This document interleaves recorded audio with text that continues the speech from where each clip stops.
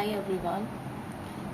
आज हम बात करने वाले हैं सीटेट 2023 के एग्ज़ाम की, जो कि अभी जुलाई में होने वाला है। तो इसमें हमारे पास दो पेपर होते हैं, पेपर 1 एंड पेपर 2, जिसमें हम अभी सिलेबस डिस्क्राइब करेंगे कि पेपर 1 में हमें कौन कौन से सब्जेक्ट मिलते हैं, क्या क्या हमें करना पड़ता है अटैम्प्ट, एंड पेपर 2 में हमें कौन कौन से सब्जेक्ट मिलते हैं, कैसे कैसे क्वेश्चंस आते हैं, कौन कौन से सब्जेक्ट होते हैं, कितने कितने मार्क्स के होते हैं, सारी चीज़ें हम डिस्कस करने वाले हैं। तो ये हमारा एग्ज़ाम है, ये क्वालिफिकेशन एग्ज़ाम होता है कि हमें सिर्फ क्वालिफाई करना होता है इस एग्ज़ाम को। ठीक है, तो ये एग्ज़ाम है, इसमें हमें मिलते हैं 150 क्वेश्चंस मिलते हैं हमें इस एग्ज़ाम के अंदर, जिनको हमें अटैम्प्ट करना होता है। 150 क्वेश्चंस जो कि 150 मार्क्स के ही होते हैं। ठीक है, ये 150 मार्क्स के ही होते हैं, यानी कि 1 मार्क ईच क्वेश्चन। ठीक है, उसके बाद हमें टाइमिंग क्या मिलती है, 150 मिनट्स ही हमें मिलते हैं इस पेपर को अटेम्प्ट करने के लिए, यानी कि हमें 2.5 घंटे मिलते हैं इस पेपर को पूरा करने के लिए। ठीक है, इस एग्ज़ाम की एक ख़ास बात है कि इस एग्ज़ाम में हमें कोई नेगेटिव मार्किंग देखने को नहीं मिलती।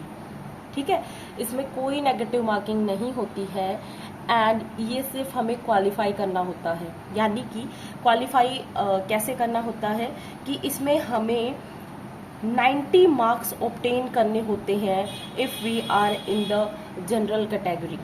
ठीक है, कि जनरल कैटेगरी के लिए हमें 90 मार्क्स ऑब्टेन करने होते हैं, एंड 80 to 85 मार्क्स हमें ऑब्टेन करने होते हैं if we are from the OBC category, SC ST। तो यहाँ हमें 80 to 85 मार्क्स हैं, वो चाहिए होते हैं इस एग्ज़ाम को क्वालिफाई करने के लिए।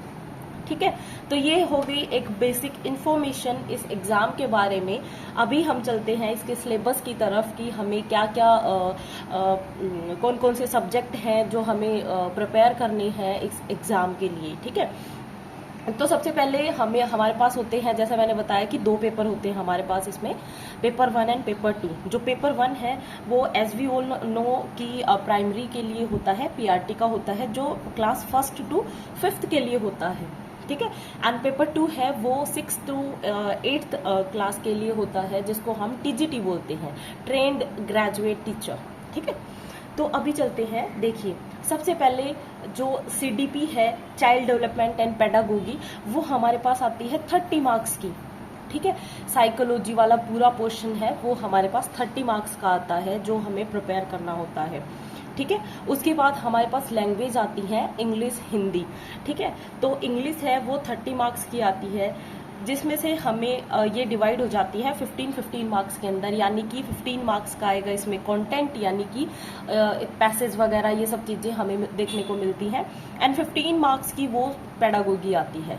ठीक है, फिर हिंदी लैंग्वेज हमें देखने को मिलती है, जिसमें same as it is 30 marks की होती है कि 15 में कि हमें 15 कंटेंट मिलता है 15 मार्क्स का, एंड 15 मार्क्स हमें पेडागोगी के मिलते हैं। ठीक है, देन हमारे पास आता है EVS, एनवायरमेंटल स्टडीज़, जो अगेन 30 मार्क्स की होती हैं, जिसमें 15 मार्क्स की हमारी थियोरी का पोर्शन आता है, कंटेंट आता है, एंड 15 मार्क्स की हमारी पेडागोगी आती है।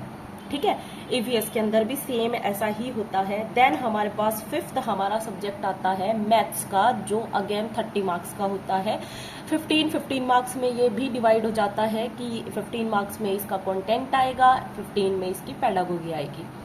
ठीक है, तो पेपर 1 के अंदर हमें 5 सब्जेक्ट देखने को मिलते हैं जो हमें तैयार करने पड़ते हैं। पर इसमें प्लस पॉइंट पता है क्या है, कि प्लस पॉइंट ये है कि हमें जो पेडागोगी का पोर्शन है वो हमारा 90 मार्क्स का है।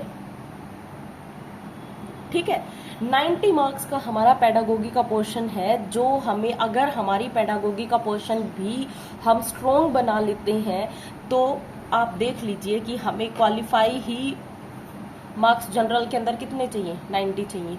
तो इट मीन्स क्या हुआ कि अगर हम अपनी पेडागोगी को स्ट्रोंग बना लेते हैं तो हमें दूसरी जगह पे ज़्यादा मेहनत करने की ज़रूरत है ही नहीं।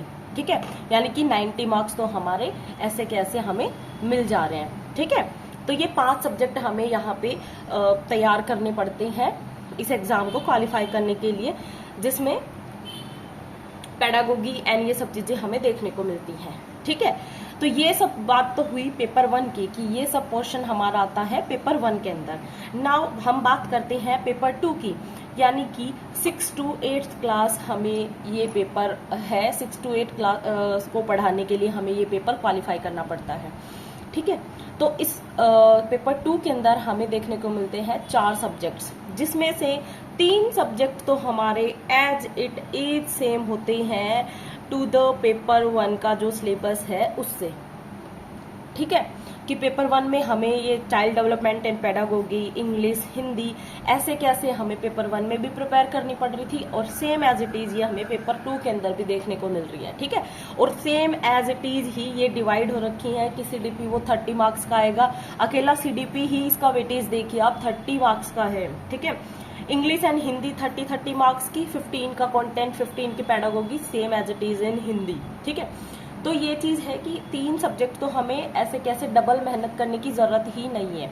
ठीक है, उसके बाद हमारा 4th जो सब्जेक्ट है पेपर 2 के अंदर वो आता है एसएसटी या फिर साइंस एंड मैथ्स। यानी अगर आप अदर देन साइंस बैकग्राउंड से हैं तो आपको एसएसटी वाला जो सब्जेक्ट है वो चूज करना पड़ता है।